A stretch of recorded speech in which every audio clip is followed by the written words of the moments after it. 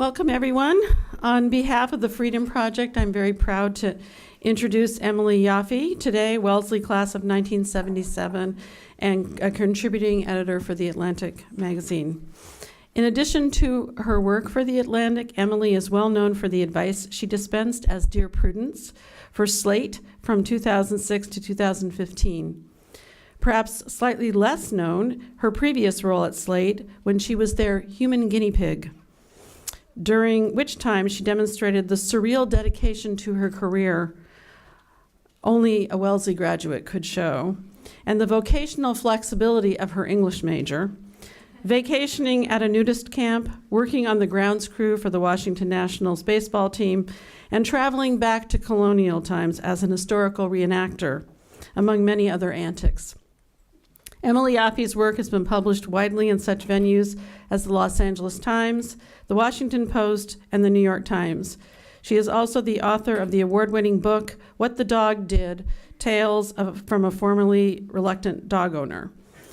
Her topic today, Title IX and the Disempowerment of Women, is related to an eye-opening and much-discussed series of articles she wrote for The Atlantic in 2017 on the adjudication of sexual assault cases on campus.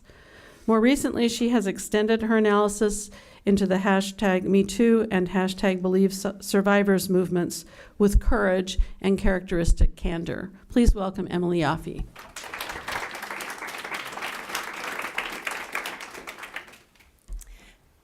Thank you so much. Thank you, Professor Lynch. And it is an absolute thrill for me to be invited back to my campus and be considered to have something worthwhile enough or controversial enough to say to speak to all of you. I want to speak today about harms to women, especially young women, that deeply concern me. One of these, of course, is sexual harassment and assault. That harm is real, far too pervasive, too often dismissed and ignored. I admired the work young activists have done to bring necessary attention to this problem. I hope your generation will make a true difference in preventing and appropriately punishing this. I'm optimistic about this. It may be hard to believe right now, but things can get better, dramatically better sometimes.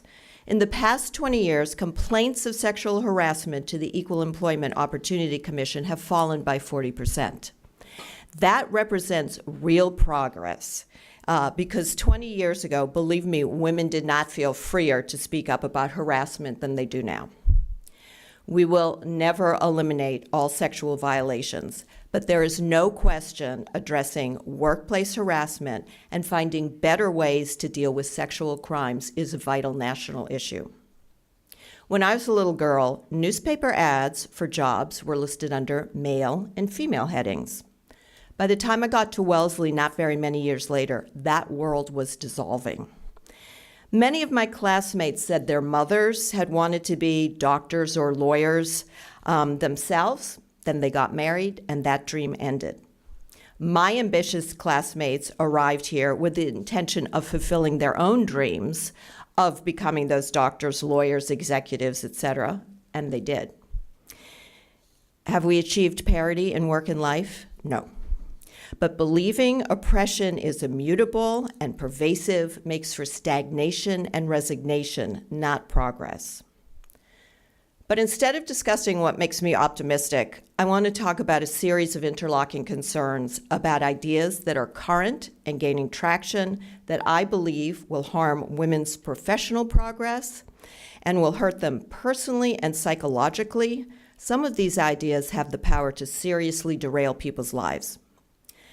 Among these ideas are that females absorb a cultural script that forces them to be always accommodating and pleasing, that sexual violations are a constant threat, that the definition of what constitutes a violation should be construed as broadly as possible, that sex is something rather awful that imposed on women by men, that virtually all men are capable of sexual violence at any moment, that any unwanted sexual encounter can result in trauma, and this trauma will be life-altering and permanent.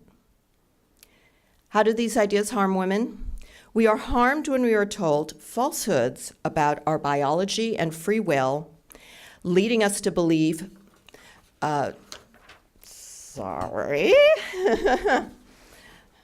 we believe we are what? Page 2 would be helpful here. Okay.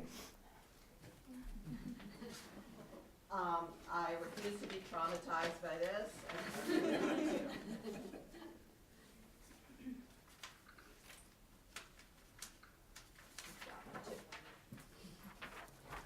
Always go over all your pages.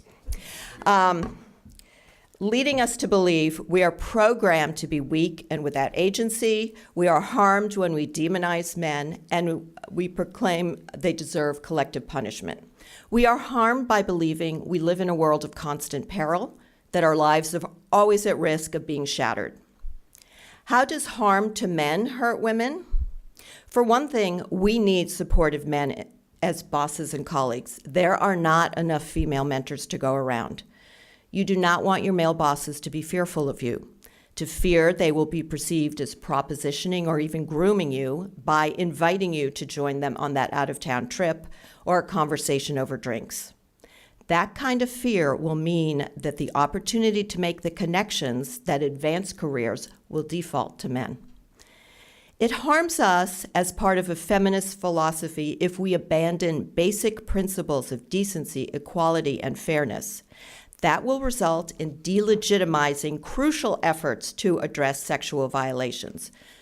When people advocate that retribution today is a proper response to harms of the past, we let forces loose that will not stay contained and target only those you think are deserving.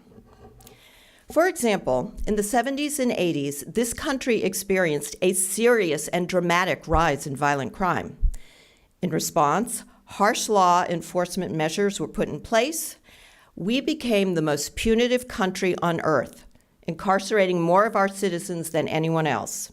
Entire communities were decimated, families were destroyed, and millions of individuals were swept up with little regard to whether punishments were appropriate or even about actual innocence. Crime has been at a historic low in America for decades, including violent crime against women. Yet, mass incarceration persists. And although most of the people swept up are men, one of the fastest growing segments of the incarcerated population is women. Once bad policies become institutionalized, they are hard to change.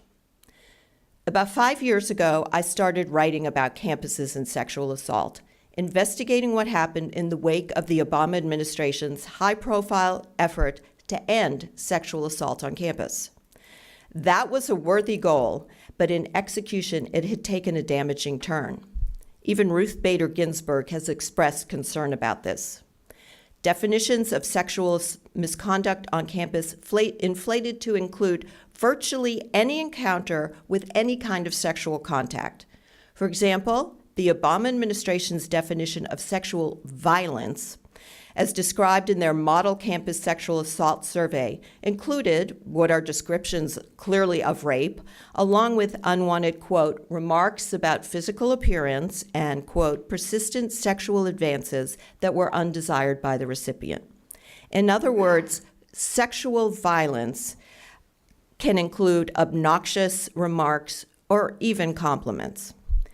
At the same time, procedures were put in place that systematically assumed the guilt of the accused and deprived them of the most basic elements of fairness. As I reported in a piece in The Atlantic, although no one wants to collect data on this, it has been noted that a disproportionate number of men of color are accused, usually by white female classmates. Because women are assumed to be without agency and at constant risk from toxic male classmates, new rules of affirmative consent were widely adopted on campus. I'm sure you're familiar with these. They require each touch, each time must be clearly and unambiguously consented to, preferably verbally, or else a violation is taking place. Some schools even say that consent should be enthusiastic. And so one trainer hired to speak at the University of Arizona gave students a script for expressing consent by suggesting they say, zippity-doo-dah, this feels awesome. If this makes sex better for you, that is awesome. But I believe rules written by bureaucrats policing how sexual encounters between young adults must unfold have not resulted in a world of consensual sex, but have created new problems. One of them is to turn sex into a defensive game in which both parties need to be hypervigilant because of looming fear of violation, her looming fear of violation, and his of accusation. Have you ever watched a political debate in which, in a focus group, people turn dials to indicate their response to the politicians word by word, facial expression by facial expression? Applying this kind of methodology to sexual experiences is a poor idea. It is normal during sex for arousal to ebb and flow. It is not normal to feel zippity-doo-dah every second.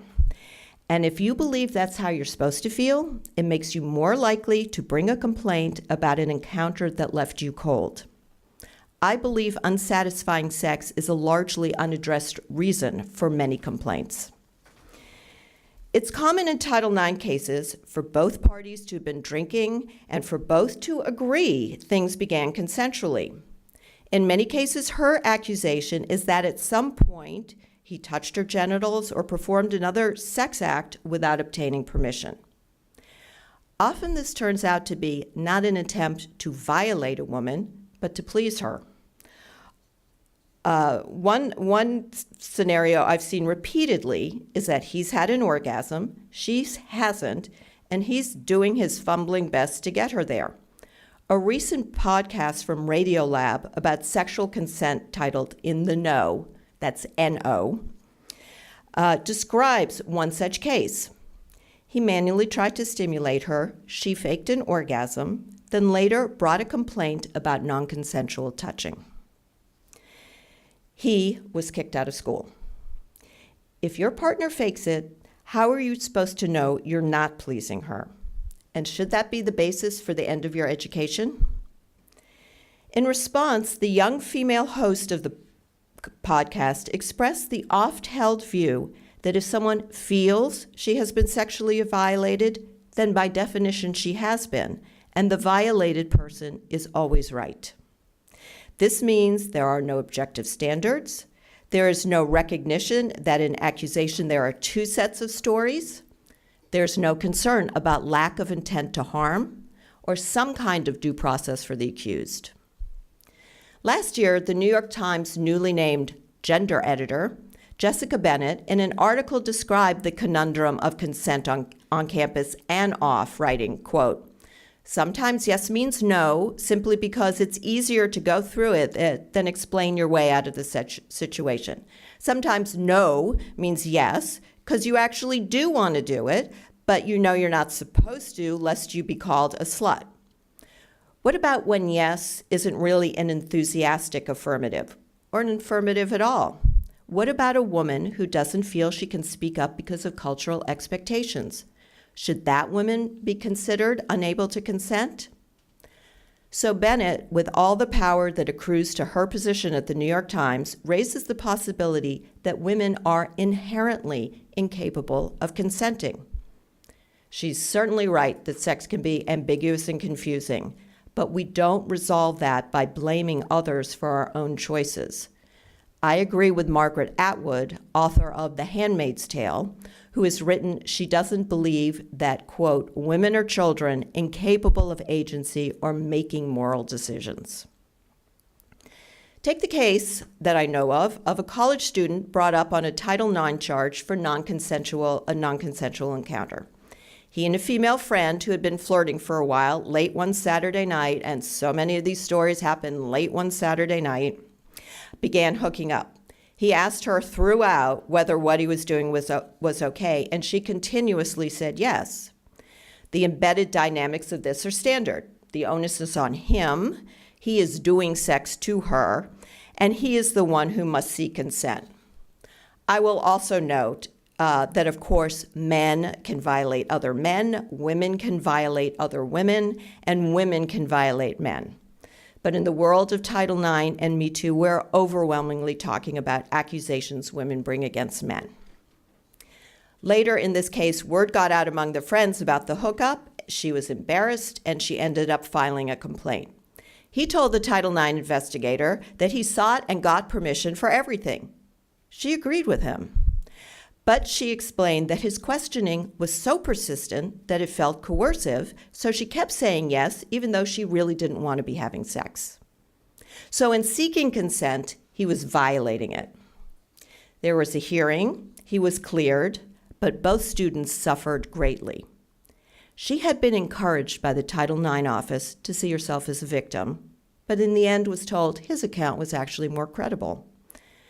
Pushing people who are not victims to see themselves as victims hurts everyone, is morally damaging, and fails to address real violators and their actual victims.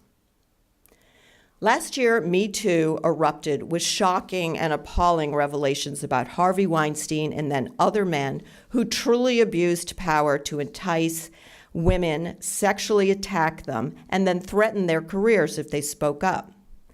MeToo has the promise of being an engine not only for addressing such gross, even criminal acts, but for helping to fashion workplaces in which everyone is treated with respect and women and men can thrive.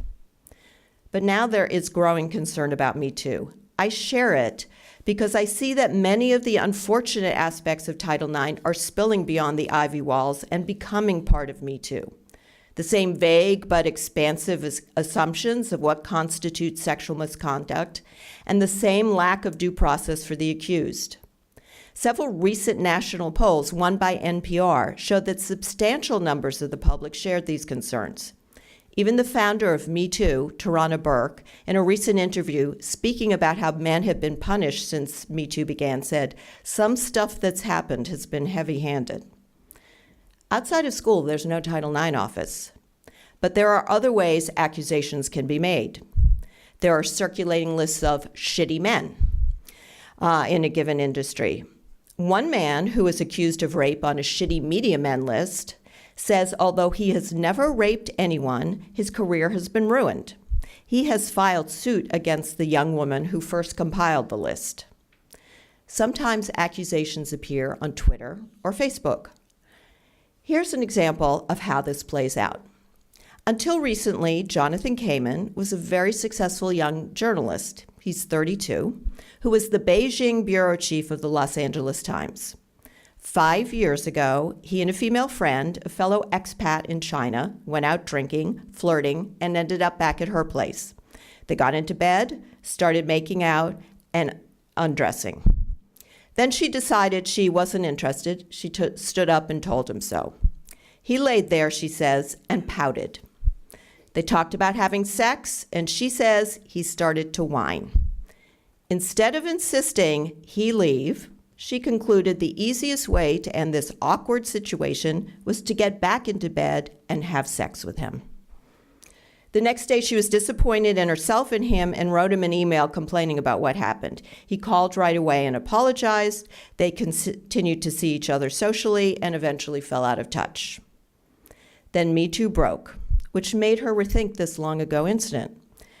She felt he hadn't really listened to her when she said she wasn't interested in sex, and so she actually bore no responsibility for what had happened. More than that, she wanted to, in her words, quote, add her voice to the broader outcry against sexual misconduct. Instead of contacting him to reiterate her displeasure, she posted a public account of what happened on Medium and named him. This resulted in women tweeting her story out and demanding a response from him. He apologized on Twitter while saying his memory of the night differed from hers. Her post prompted another woman to come forward who publicly described her more recent drunken evening with him, in which she says there was some consensual contact. He says she initiated it. And though her memory is hazy, after several months of consideration, she came to see that ending up at his place and having intercourse was not something she actually wanted. Soon after this, he lost his job at the Los Angeles Times, and a book about China he's been working on for 7 years that he had sold to a major publisher was canceled. He put out a statement saying that his recollection of that evening fundamentally differed from hers, and that in both encounters the sex was consensual. He apologized to the women and added that the accusations have, quote, irrevocably destroyed my reputation, my 9-year career in journalism, any hope for rewarding career in the future, and driven me to the brink of suicide. I wouldn't wish trial by Twitter on anybody, especially when it concerns their most private moments. Maybe he behaved like a jerk. Probably you can say he did. But if you have an obnoxious drunken friend in your bed and you invited him there and you want him gone, do not have sex with him is the way to get rid of him. It is now a widely held belief, as expressed by the New York Times gender editor, that even when there is no threat, if a woman feels larger forces, social, personal, psychological, are acting upon her, she no longer bears responsibility for her own actions, at least where sex is concerned. This is the obverse of feminism. After the Brett Kavanaugh hearing on allegations that he committed a sexual assault while in high school, the Washington Post ran an article by a recent Colby College graduate titled, "I reported my rapist today so he can't become a Supreme Court justice later." She wrote that she had gotten in touch with her school's Title IX office to tell them about 2 classmates she said raped her, although she wrote that at the time of the alleged assaults, quote, I didn't let myself call the incidents rape until months afterward, end quote, because of her fondness for these men. She explained in her op-ed that her larger purpose is to encourage other women to create similar records, though of course such records are completely one-sided. It's unlikely anyone who does this will have to worry about a classmate ending up on the Supreme Court. But as she follows the progress of these 2 men through life, what if she decide she doesn't want her rapists to become teachers or lawyers or doctors? She can bring her Washington Post article to the attention of their employer and say, you should know you have a rapist on your staff. I know of young men who were cleared of campus allegations, who in the wake of MeToo are having career setbacks because of simply having been accused. Vigilante-style justice has been popular on campus for quite a while. Take the case of a Sarah Lawrence College involving 2 seniors, a white woman from North Carolina and a black man from New York. They met at a party, and when he said he had to leave to catch a train to his home where he lived with his mother, she invited him to her dorm room. They went back, and according to her account, when he began kissing her, she was so shocked and frightened that she was unable to object. He says they began kissing, voluntarily took off their clothes, and had consensual sex. He spent the night and woke up to find campus police standing over him. He was arrested and booked. The district attorney subsequently declined to bring charges. She made a complaint to the Title IX office, and pending its outcome, the school restricted his movements on campus as his standard. She and her mother then began an unsuccessful campaign to have him barred from campus. When this didn't happen, she said she felt betrayed by both law enforcement and Sarah Lawrence. She went public with her accusation on Facebook, naming him, and posting a poem she wrote, which read, in part, quote, I will be tying nooses with the strong chords of my voice. I will be hanging your boys up and invoking my no until the spirit takes them and their legs stop twitching, end quote. Through an attorney, he put out a statement, which read in part, quote, in the past, young men of my background have not only lost their freedom, but lost their lives due to such baseless charges as those that have been made against me. The story ended up on the front page of the local paper. Both students were named. And shortly after that, Sarah Lawrence found him responsible for misconduct and suspended him. Recently, the student-run website at the University of Washington has gone up called Make Them Scared. It names male students accused anonymously of committing a variety of sexual violations. In an editorial, the school newspaper wrote that the list, quote, completely circumvents due process and trivializes the seriousness with which accusations ought to be received. It ends up lending more credit to the argument that even truthful accusations should be viewed with suspicion and as part of a vengeful agenda, not one that seeks justice, end quote. That's well put. And before such informal but public and highly inflammatory accusations become an accepted way to seek punishment on campus and off, we as a society have an obligation to think through all the implications of the new opportunities social media brings to wreck someone, even if you feel he really had it coming. I've seen, particularly from young people, a kind of shrugging indifference to all this. People say, well, these men aren't going to jail, so what if their careers are smashed and their reputations ruined?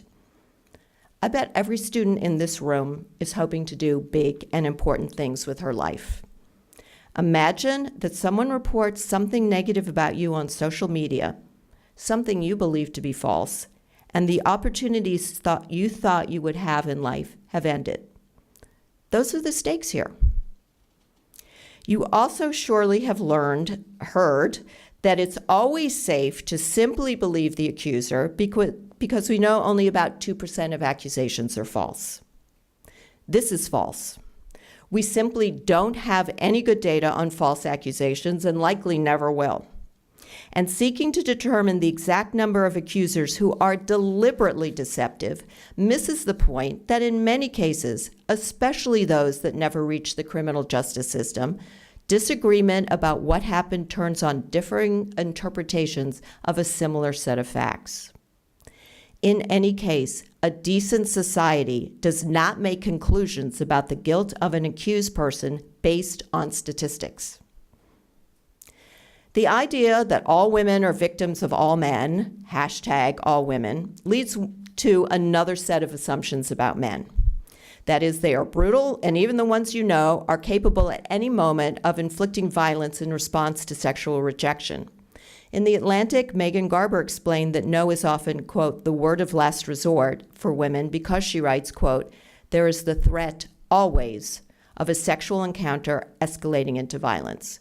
She was writing this in response to the Aziz Ansari accusation, in which there was absolutely no threat of violence.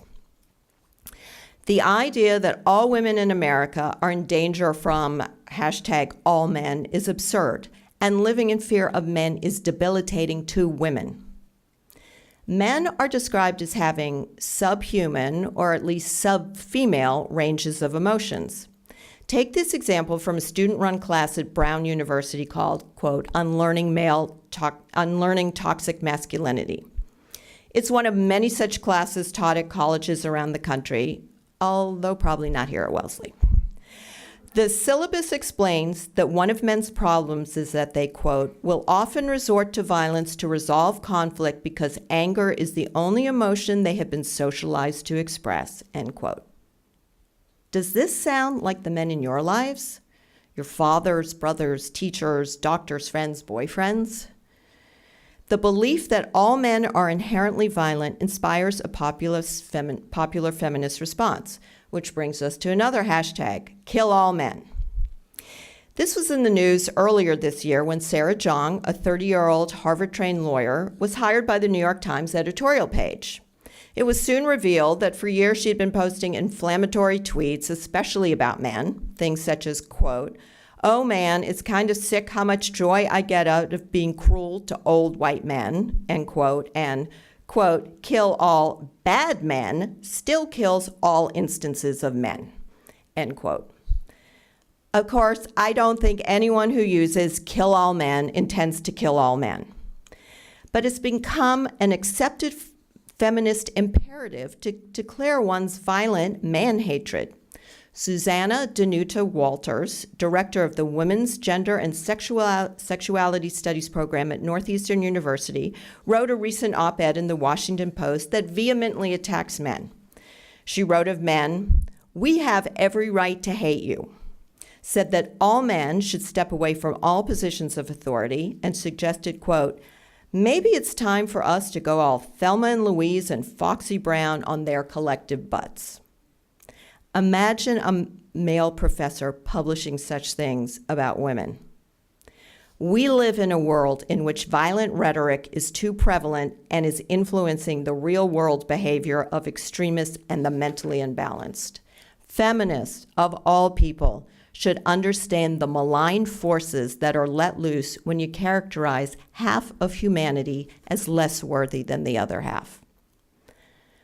Finally, I want to turn to one of my biggest concerns, and that is the indoctrination of young women into the idea that any kind of unwanted sexual experience, and these range from the clearly criminal to the kind of regretted events I've been describing, results in profound psychological damage so severe it is disabling for life. A founder of the advocacy group Know Your Nine has written, quote, we carry trauma in our bones. I don't believe the afterword of violence ever really ends, end quote. Writer Sandra Mitchell says, quote, it may be transitory for the men involved, but for the person who is sexually assaulted, it is a lifetime sentence, end quote. In a recent episode of Vice about consent, a woman who is about 30 years old described the condition in which she has been left since an alleged sexual assault in college. Between sobs, she reads aloud an email she has sent to the man she accuses. It says in part, quote, I wonder if you're forced to think about it every day like I am. I wonder if you know how it feels to stop crying on the way to work. I wonder if you know about the years of therapy and a decade of panic attacks, or when doctors told me I'd probably be managing the PTSD for the rest of my life. What happened that night? No one really knows. By her own description, she and the male student were close friends who had been drinking and smoking pot. Both have fragmentary memories of the sexual encounter and can't remember how it began. He says she was fully conscious and on board. She doesn't recall being so. This single experience could be viewed as one of those life lessons about how mixing substances can result in an embarrassing morning after. Instead, for her, it has been a minute-by-minute, decade-long catastrophe. It has become standard to assert a sexual violation of any sort is something from which there's no recovery. This is not true.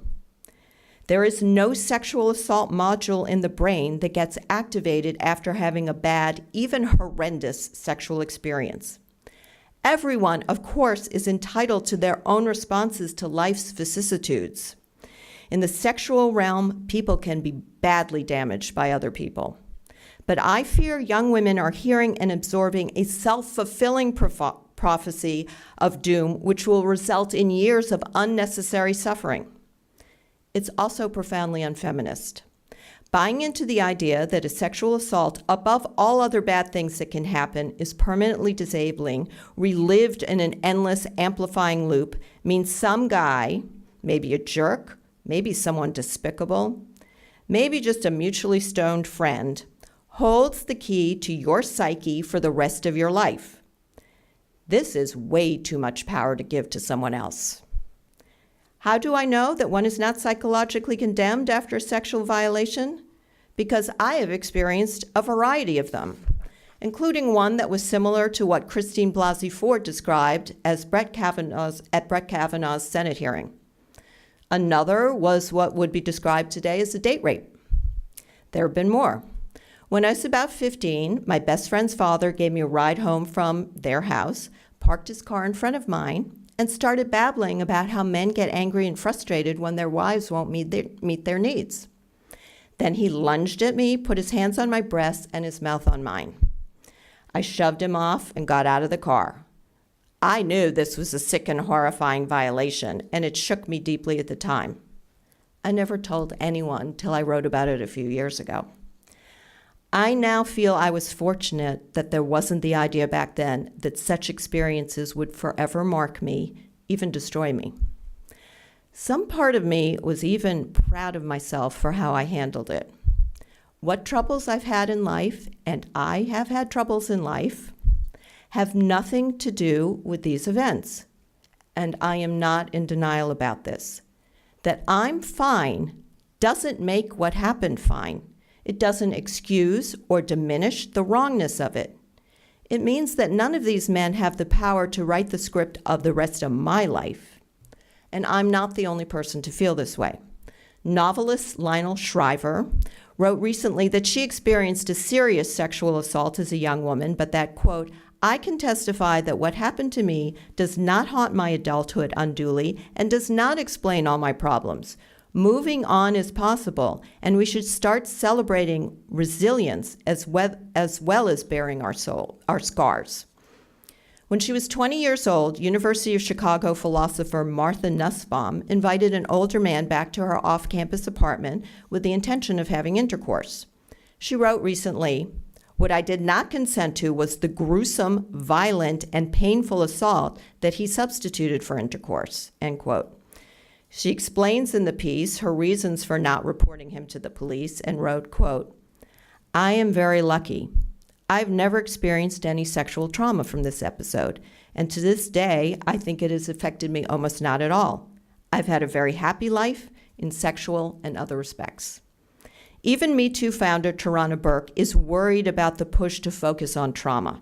She said in a recent interview, quote, I want to teach people not to lean into their trauma. You can create the kind of joy in your life that allows you to lean into that instead, end quote.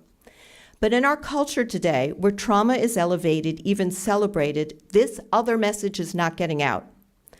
Trauma has been highly political for decades. Harvard psychologist Richard McNally is one of the world's leading experts on the effects of trauma.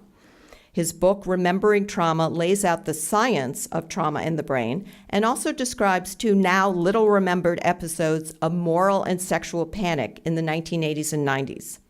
One was the satanic ritual abuse scare, in which it was widely believed that at preschools all over the country, demonic owners were performing animal and human sacrifice and committing gross sexual violations against the children.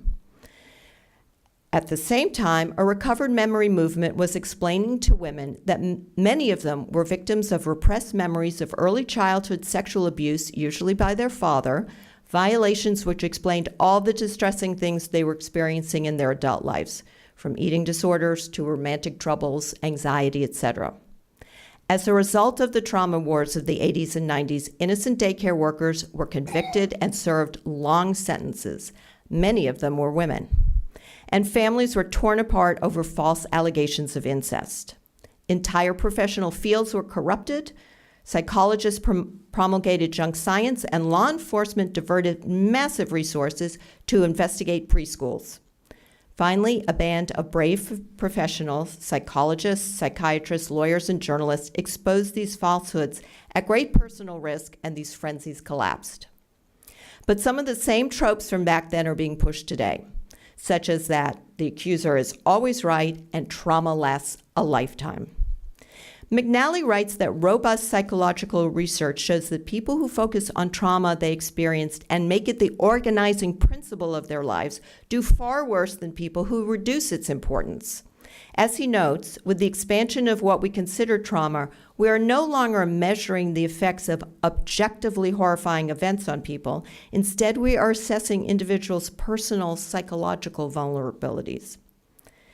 Unfortunately, experiencing some kind of trauma, be it a crime, an accident, sudden death of a loved one, a sexual violation, is a common experience. Are people changed and challenged by these experiences? Of course.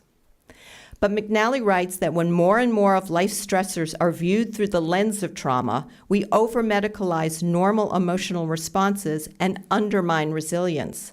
The capacity to recover is a natural response to life's adversities.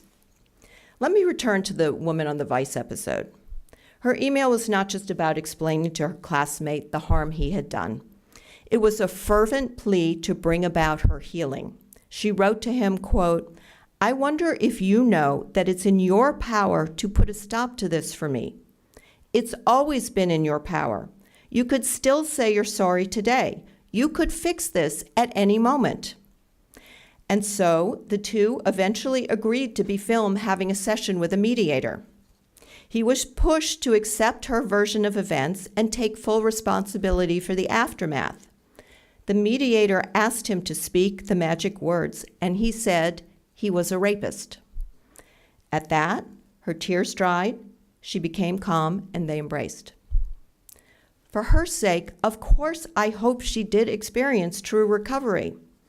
Hers is not the only account I've read of an apology melting away a trauma, but this Vice episode is highly worrisome. I agree that someone who has wronged you should apologize. But if your ability to function requires this, then we have entered the realm of fairy tales. Only an apology can release you. Women must not turn over to men their own power to heal themselves. Let's say you'd been working at the World Trade Center on September 11th. No one would expect your recovery from this trauma would depend on one of the living masterminds of this atrocity apologizing to you. If you had spent the 10 years following it sobbing daily on the way to work, your loved ones would urge you to get the kind of help that would allow you to move on. Not to erase what happened, but to not let your worst experience be the centerpiece of your existence. I believe today's assertion that sexual assault is permanently life-altering has a political motive. It can be summed up this way: you ruined me, now I'm going to ruin you. It's easier to justify imposing a professional death sentence on someone, as we've seen from some of the cases I've described, if you can assert what he did also imposed a life sentence. As the Colby College student wrote in the Washington Post about her decision to report her classmate, "My life was altered forever. My rapist should be too." This is not the way forward. As the MeToo movement has shown, too many men have gotten away too long with too much appalling behavior. But this worthy movement will lose its legitimacy if it becomes too easy to impose maximum personal and professional punishment on the accused outside any system designed to provide fairness to both sides. We live in ugly and vicious political times. Let's not add to this by fighting new gender and trauma wars. Your generation should be working toward bringing women and men of goodwill, and let's hope that's still most people, together to address the ongoing problems of sexual harassment and abuse. Toward that end, we need to narrow what is described as a sexual violation on campus and increasingly off so that we can identify actual perpetrators and not sweep up the innocent. Let's encourage and celebrate female sexual agency, which includes the ability to say yes and to say no. We also live in a time in which we are told power explains all human relations and power accrues inherently to certain kinds of people. Well, let's call them white males. This is far too reductive and simplistic a way to view the world. The MeToo movement has illustrated the precariousness of what seemed like immutable power. You are ambitious and educated young women, and you will go out in the world and find many opportunities to exercise your power. Please use it wisely and well. Thank you so much.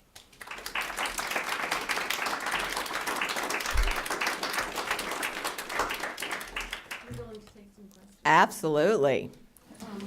So please ask questions.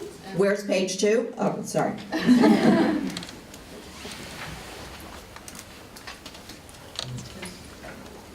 had a question about some earlier said about the reason sorry thing.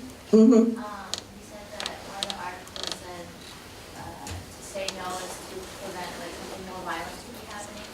But in the response to the Aziz Ansari case, violence wasn't part of it. Right. Could you expand on why you think that violence wasn't part of it? It wasn't By her, she wrote, the young woman who is anonymous spoke to a journalist who wrote an account of that night. For those of you who don't know, Aziz Ansari is a successful comedian. The young woman met him at an event. She actually describes that she kind of came on to him because he was a big celebrity. Eventually he asked her out. They went out to dinner. She said the dinner was quick and perfunctory, went back to his place, and he started kissing her, etc. And she was really uncomfortable, but went along and went along and went along. They're both naked. They're performing various sex acts on each other. They don't have intercourse. But she was not turned on and felt pressured, and it was kind of repulsive and obnoxious. But it's not until quite far along she says, look, I don't want to do this anymore. They put their clothes back on, watch TV, and she leaves. And the next day she sent him an email or text saying, I'm really unhappy with what happened last night. It was gross. And he apologized and said, I thought everything was completely consensual. I'm, sorry that you feel that way. I didn't mean to pressure you. And then MeToo happened. So, how do I know all this? This was her account. At no point does she say, he held me down, he threatened me, I couldn't, she's describing her own state of mind as, I'm not liking this, but I'm going along with it. And she says later, after MeToo, as she thought it over again, she realized it was a sexual assault. So, my memory served, the article accused him of sexual assault, I think, in the headline, which is a disastrous thing, for anyone's career. And we still don't know how, what he started to perform again at some small venues. But what happened was, the interesting twist on this one, because her description was so full-bodied, there was a lot of reaction against her, mostly from other women writers. Women writers saying, this is not what we fought for you to turn a consensual encounter into an assault. You needed to stop it if you weren't happy, and this undermines this whole movement. So the Atlantic story was kind of trying to explain why someone would not be able to say no.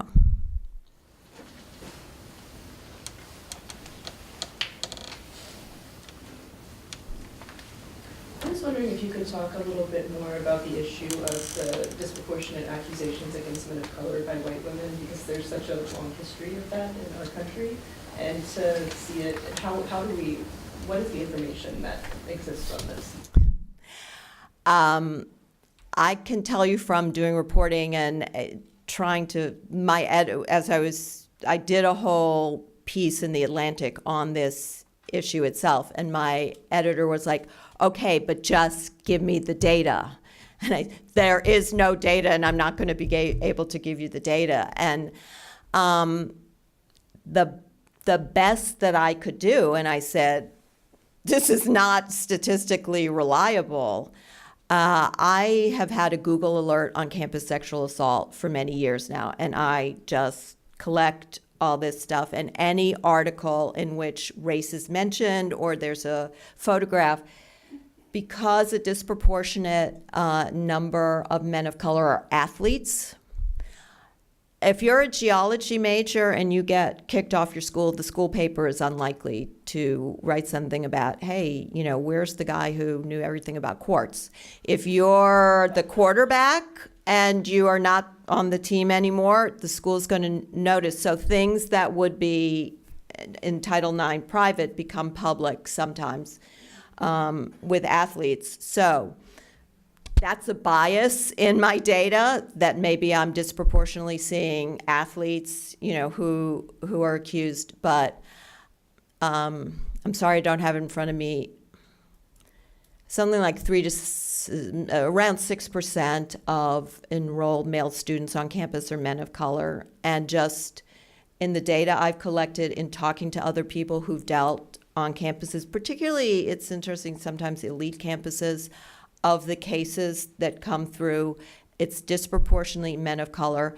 I did get a couple of statistics because a Colgate case ended up in a kind of litigation, and in the year that it was going through this litigation. Colgate has about 3% African-American men on campus, and around 50% of the accusations were against African-American men. And while I was working on the piece, I also got some data from a large public university that had about 2% enrollment of African-American men, and that semester I was looking at 50% of the accused were African-American men. Those are too tiny. There are 4,600 schools in this country. Those are two tiny data points.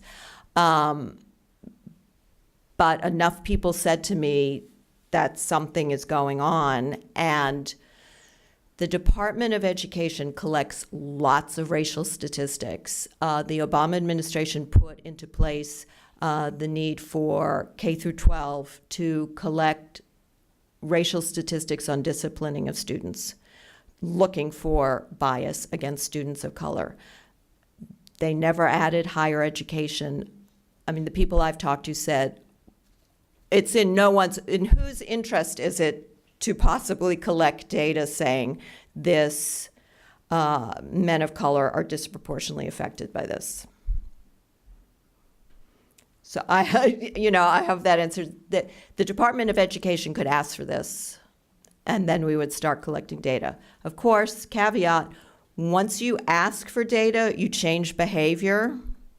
And so I know at Colgate, some people thought because this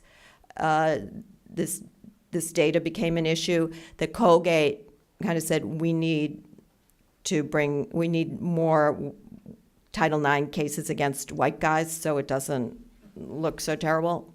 So I was told this. I didn't report that I was told that. Hi.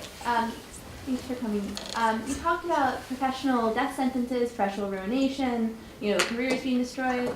I think we're starting to see in a lot of these high-profile MeToo cases, people, Louis C.K. is performing again, Aziz Ansari's back, then Russia, like all these people who are sort of already, I guess I'm saying MeToo happened last year. I think it's a bit early to talk about careers being perpetually ruined, and we haven't really seen the long-term effects that these accusations have on careers. It's only really just starting to be taken seriously. Absolutely true. And when you're looking at independent performers, that's very different from someone who professionally works in a corporate environment. A Louis C.K., if a club will let him perform, that's just a contract between him and the club. If you don't want him there, if you don't want to see him, you don't go. That's why I described this case of the LA Times guy, because, and actually, just recently, as I said, I have heard about young men who were accused and cleared on campus. But depending on what you're asked, depending on whether you want to go into law, et cetera, sometimes you're asked, were you ever found responsible for some sexual things? Some ask, have you ever been accused? And I am now seeing the accusation itself, even if you're cleared. I know recently young men who've been accused on campus, cleared, and they're seniors. It happens in the senior year, so they've already been accepted to graduate school. An accusation is made toward the end of graduation. Their going to graduate school is delayed. There's an investigation. They are ultimately cleared, and then the graduate school says, we don't want you anyway. And that's someone who is cleared. I agree with you. It is just beginning. Who knows? I hope the people who deserve it, Charlie Rose should not be back on the air. He abused the young women on his staff for decades. He had a female executive producer who knew this was going on. She apologized for not doing things. I think one thing, journalism, some of the best journalism on MeToo has kind of performed the role in these cases that don't go to the criminal system of really doing fair investigations, of getting his side if he's willing to speak, of collecting documents, of, having, talking to the women who say, I told my best friend, who confirms. You get this confirmation. Often, as we've seen, there are many accusers who are not connected to each other, so you feel you feel a wrong has been done and this person deserves it.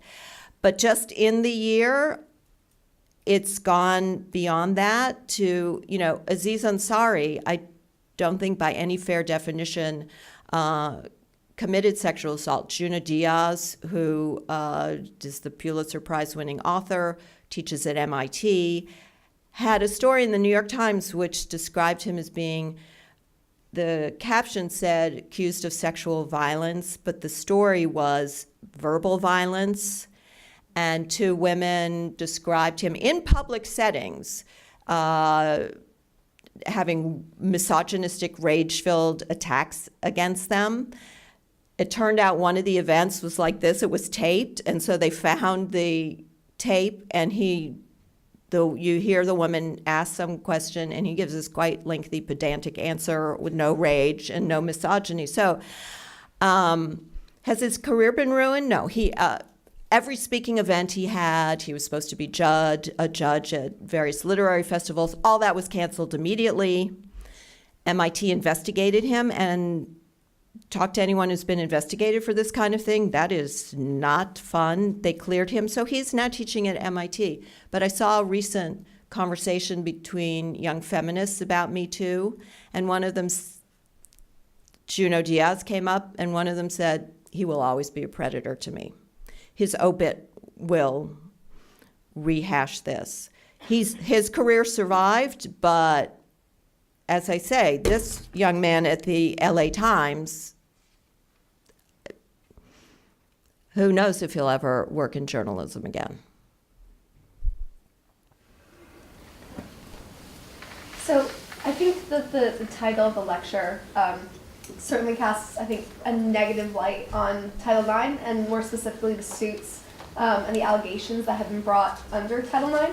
So I guess through your research and through your articles, if you believe that Title IX is inherently, or at least that the suits that are being brought under it are inherently negative, have you found, or can you think of any alternatives that would provide another means of arbitration and another means of justice? Well, first of all, of course, violations on if someone punches someone else, that has to be dealt with. If someone sexually assaults someone else, or even is harassing someone sexually, all this is not allowable, not okay in an employment setting. We have robust laws about sexual harassment. I have felt Title IX needs to be more like that. To have clearer definitions. I think one of the problems is this crazy expansion to include anything, to have no time limit on it. There are cases, a guy's about to graduate and someone says X happened freshman year. I'm not saying there should be a 2-week time limit on it, but maybe that kind of, years later, there's no way to recreate what happened or defend yourself. So I think there can be fixes made to Title IX. And one of the biggest things the Obama administration did was say no mediation of any kind if it can be described as a sexual violation. But of course, anything can be described as a, serious sexual violation. I've talked to a lot of longtime deans of students and Title IX people who said they used to, in the kinds of cases I'm describing here, where it's not someone, dragged you, forced you, threatened you. It's this kind of disputed, it began consensually, what happened later, that they used to do mediation, and it was really helpful because you have someone there and both people tell their stories and you have someone trained to help them understand each other, and they come away, he apologizes and said, I didn't intend this, and this is why I misread your signal. And she's like, okay, I see why you might have thought this or that, and they move on. And that was taken away. And I think the return of that would be really helpful. I just think narrowing the definitions and giving alternatives to people who feel wronged and want help to move on is much better than putting everyone through this quasi-criminal system where no matter what happens, it is horrendous for everyone, their families. It's just, I have not, and I know Tears for Men, I have not talked to a single young man accused, even those who have been cleared, who did not say he was suicidal, who has not been put on heavy doses of medication. I know some people who've been literally put on suicide watch.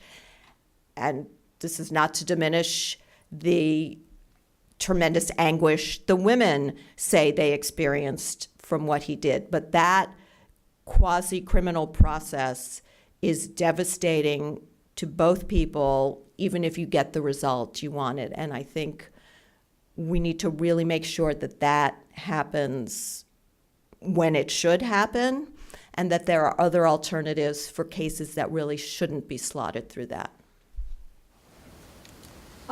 So earlier you said that, okay, thoughts are collected. Earlier you said that you were mentioning people defining sexual abuse as repeated unwanted sexual advances that are unwanted. Did I just say? Yeah. Okay. I said unwanted. Repeated unwanted sexual advances, and it's made clear, I don't want this. Right. And you sort of said, well, those are comments. Those It are includes unwanted remarks. Yes, unwanted remarks. And you said some of those could even be compliments. And then later you said, you were sort of talking about real sexual assault or real sexual harassment. I want to know how you're defining sexual harassment, if not repeated unwanted advances. There's no question that I don't think repeated unwanted advances is violence, but it definitely can be sexual harassment. Again, then you look at, obviously someone can be really making your life hellish. Stalking you won't go away. I know under Title IX, repeated unwanted, advances can be, you guys are, like 4 texts. Here are 4 texts he sent over the course of 10 days. I'm not interested in him. I've talked to some Title IX officers. Did you say, I don't want to go out with you, thanks, but we're not going out? Well, no, I didn't run, or, I just said, oh, I have a class that night, or, so there's a problem there. But I don't think that's sexual violence. It may or may not be sexual harassment. But definitely both remarks and advances can be harassing, even threatening. I'm just saying, How do there's... you draw the line between these are just comments and these are actually having an effect on someone's life? And if they are having an effect, is that cause enough to pursue it? Legal action, I guess. This is where the reasonable person standard, which is generally used in the employment law, sexual harassment realm, and I'm not a lawyer, but it's would a reasonable person in your situation, not would a 65-year-old man think you as a 25, but would another 25-year-old reasonably say, whoa, this is disturbing me? Or would that 25-year-old say, no, you're sending mixed signals. You got to tell him you're not interested. So that's generally how those are supposed to be resolved. I was wondering, when writing about and discussing such like a controversial topic, what kind of like professional blowback you've had, like in the journalism field, but also like when talking to Title IX officers? Like, do you get like extremely mixed signals, or what's been your experience? My experience has changed over time. The first article I wrote about this was back in 2013 for Slate, titled, and the writer of the story does not write the headline, titled, "College Women Stop Getting Drunk." It came out the morning of my birthday, and it went up on Slate, and I said to my husband, well, we'll see if anyone reads this. He said, oh, I think people will read this. And by mid-morning, I was the center of attention on Twitter. I mean, it really was. I've never experienced anything like it, or since for anything I've written. And I am such a perverse person. That was kind of fun. Because if you write something that you hope has impact, nothing better than people reading and talking about it. And that actually caused a wave of attacks, just massive journalistic person. I put my email on my articles, so I got 500 emails attacking me. Then I actually, in the aftermath, wrote another piece sort of addressing my critics, and that created another wave. But this was supportive, and I got 500 emails saying, no, you're just saying what needs to be said. So it's been very interesting. I've had both. When the series, it was a 3-part series in The Atlantic last fall, came out, called The Uncomfortable Truth, about campus sexual assault, and it was the due process piece, the race piece, and then I talked about bogus science. Really, they were kind of hunkered down, you know, people are going to come after us with pitchforks, and there was mostly positive reaction. And I try to do as heavily reported a piece as I can whenever I do this. I always try to anticipate the best argument of my critics. What are people going to say who vehemently disagree with me but have legitimate points? You have to, you know, and I don't try to do straw man and mischaracterize their argument. And, you know, as I'm reporting, I'm thinking through, what is the other side? Am I getting this right? And I'm a journalist, not an ideologue. And I keep writing about this because I think there's a really important thing going on that is undercovered and that most journalists are failing to report. And I really dearly wish there were more people who were taking it up. So when I hope I don't make mistakes. I hope I'm not blinkered, but I try to do my best to be fair and grounded in reporting. And I've had wonderful editors who will go through and say, hey, this was a really funny, snarky line. It's coming out. So I've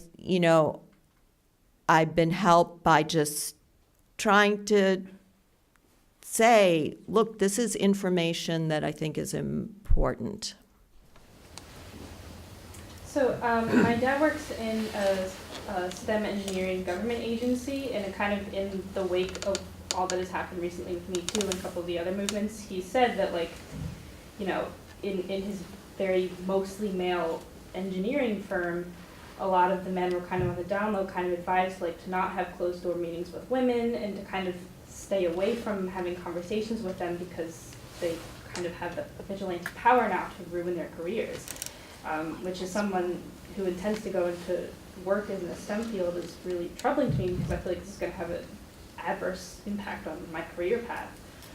Do you have any advice for people like me that are trying to figure out what to do either at an institutional level or with in my community, my friends, what we can do to try and reverse this trend so that our careers aren't impacted by this? This is so concerning to me, and this is just disastrous result of all this, and it's absolutely wrong, and it's it's discrimination. And you're lucky you're hearing this, because you're right, it is on the down low. I was just talking to someone in a biotech field who said he had an older colleague in his 40s, married with kids, going on a sales trip with a late 20s something single female colleague. They flew to whatever city they were going to be working in together. He booked them separate cars to go to separate hotels, and he said, no breakfast, no dinners, no drinks. We were meeting for work. I'm not walking in a lobby with her. Was it because she had a reputation as someone? No. And so she's doing the job, but believe me, if he was traveling with a male colleague, they'd have one car and they'd go to the hotel and they'd have drinks at the end of the day to talk about what happened. And I am very concerned about women missing this is where you get to know people and where you advance. And I've heard from many other people, men, willing to tell me exactly this kind of thing. That's why, what can a young woman, it's terrible. I hope, because this is all so new, I hope that kind of things settle down, and that there is a feeling that, okay, people who are behaving egregiously are getting it. But if you say, hey, we should talk over drinks, I'm not going to get accused. But you're right, this is under-discussed, the level of fear. Just think. Young women are supposed to be the most, among the most powerless people, and there is true fear. I don't have the answer, but this is an ongoing issue, and maybe it's something younger women can talk to older women in the workforce about and say, look, they're hearing this. What do we do? Because we don't want to make accusations against the men here. We want to be able to have the opportunities to work with them. I'm sorry, I wish this is what concerns me, and that's fascinating that you're hearing this directly. Maybe one more question. So you talked a lot in some of your articles, not as much today, about lack of due process for the accused. There tends to be a lot of demands around these specific cases, often because of a lack of concrete evidence, that evidence standards be lowered for these cases, and sometimes people ask that men are directly expelled from colleges or directly imprisoned without that kind of due process. So could you talk a little bit more about why specifically you think that due process is important, and how the rules might change in specifically sexual assault cases in comparison to other kinds of crimes? As I said in the speech, if you think eliminating these fundamental rights that protect everyone are only going to hurt the people you want it to hurt, you are wrong. Women are the fastest growing segment of the imprisoned population. Women daycare workers went to prison for decades for false accusations. Once you undermine the basic premises from which you move forward to fairly adjudicate people, everyone is in danger. I mean, we've all, North Korea, East Germany, whatever, Russia, places with no due process. You can't carve out a type of crime and say, well, this one, it's worth not having due process because it's so bad. That's the end. That's the end of the legitimacy of dealing with that issue. And it infects all of society. And I'm afraid on campuses, that's what's happened. It is very common on campus for a young man who's accused to never be told exactly, specifically what he's accused of, to never get the charges against him in writing. I mean, this is just from the get-go. their normal rights you would expect in small claims court go out the window. You just cannot say the ends justify the means here. And, there's the famous saying, better 10 guilty men go free than one innocent man go to prison. Now, you see surveys of young people who say, no, that stinks, especially as far as sexual assault is concerned. But society that kind of shrugs at the punishment of the innocent is not a decent society. I mean, how many innocent people are you okay with on death row? I heard Barry Scheck, the founder of the Innocence Project, talk recently, and now we all know that there are many people in prison who didn't even do it. Not that they are overcharged for a crime, they are factually innocent. When he started, people didn't believe that. People said, no, we've never executed an innocent person. Yes, we have. So this has to be something that's across all of society, and we have to accept there is never going to be perfect justice. Guilty people will go free, but when you have the power of the state or an administrative function saying, we're kind of okay with innocent people being accused, that really damages all of society. Well, thank you very much.